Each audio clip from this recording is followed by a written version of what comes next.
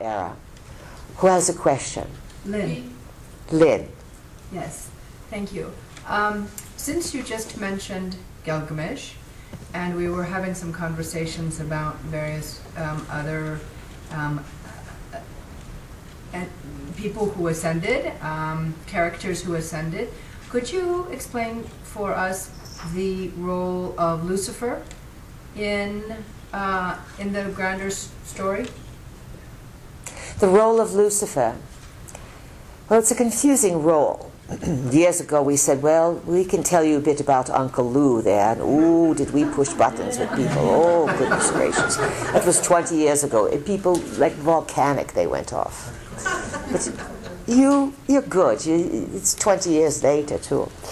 Lucifer. Lucifer would be considered to be the fallen angel. Do you understand? Mm-hmm. The story of Lucifer is that Lucifer was close to God, yes?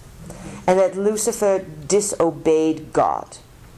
Actually, Lucifer was considered to be God's chief best friend or some such. And then Lucifer betrayed God's trust and did what? Fell? Fell, but how did he fall? What did that mean? He identified with humanity. Lucifer hated humanity. He wanted to become God. Wanted to become God, yes. Lucifer thought that he could take that role on. Right. Right? And that's why he fell from grace and became banished, because he competed with God, so to speak. Oh, right? Yeah. Sort of. The story is a little confusing, but it's a big story in people's lives, because then Lucifer is considered to be Satan the devil. And lots of times, perhaps you even did dress up at Halloween as a devil at times. Anyone in this room probably did, we are certain. And so with a little red tail, little horns and all this kind of thing. And then you have various Templars, for example, and secret society organizations coming up with their concept of Baphomet, the goat, sort of evil goat that also represented Satan and the devil.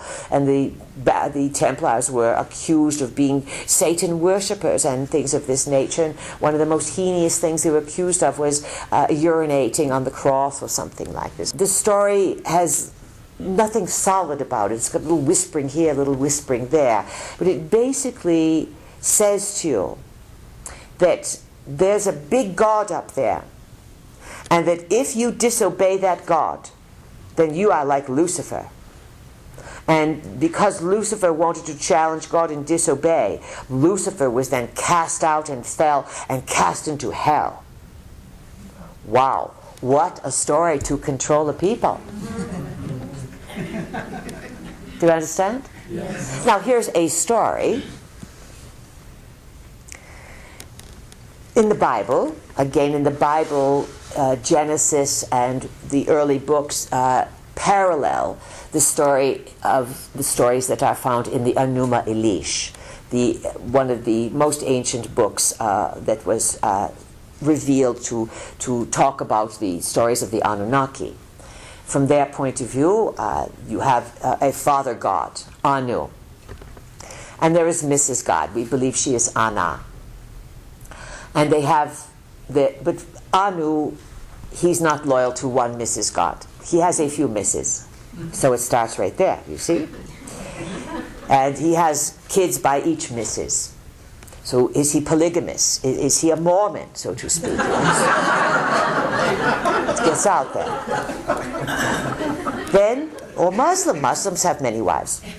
Then, so he has two main children that are sent to earth. He comes and he says, oh, here's our territory. I leave my children. I leave Commander Enlil, Commander Enki, one of air, one of earth. They are going to do things. And lo and behold, what do? They have sibling rivalry, yes?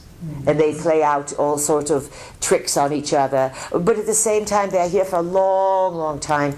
They're here for the project. They're here for the good of God, their father, the good of the colonization. And so you can see how then they had to manage their business. It didn't work. The mining fell apart. They said, let us build a workers, and some of their experiments failed. Actually, some of the stories go that when the humans were being built, a few experiments were suicided. They shut down on their own. They did not want to procreate and did not want to be part of this genetic experiment. They didn't like being genetically engineered. Whoops, better have another experiment where shut down some more DNA so those people can't self-destruct. So you have all of these types of stories or happenings that then over time filter down into a Lucifer, someone who disobeyed God. The Nephilim are considered the fallen angels. They came down. They were supposed to watch Earth. They didn't. They did the very bad thing. They came and had sex with humans. You have the story of Plato tells the story. He talks about how the Atlanteans came, the giants. They came to Earth, they divided the land amongst themselves, and they created their different domains. And it was Neptune, we believe. It was the chief god first. And then he had 5 sets of twins with the earthling woman Selito. 5 sets of male twins. Wow, what a feat to pull off. But don't get too wowed. It was genetic engineering, do you understand? And these were the original high priests of Atlantis, Atlas being the eldest of the 5 sets of twins. All of these stories all relate to activities that were going on while Earth was being repopulated and recolonized. It wasn't so much that there were no species here. There were always beings here. But the story of Earth has been a rise and a fall of civilization.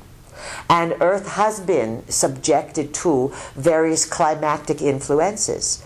And when the gods came and started using their own weather control and doing this and doing that, they did disrupt certain things. Your geologists now study and will look at rock strata and say, well, here was an ice age, well, here was a time of drought, here was a time of flood, etc. And they are looking at this as if it's all one timeline, as if it's all one Earth. The other confusing issue that sort of really throws everything into new consideration is that beings from the future can come into the past and build something, and you think it's from the past, but it's really from the future.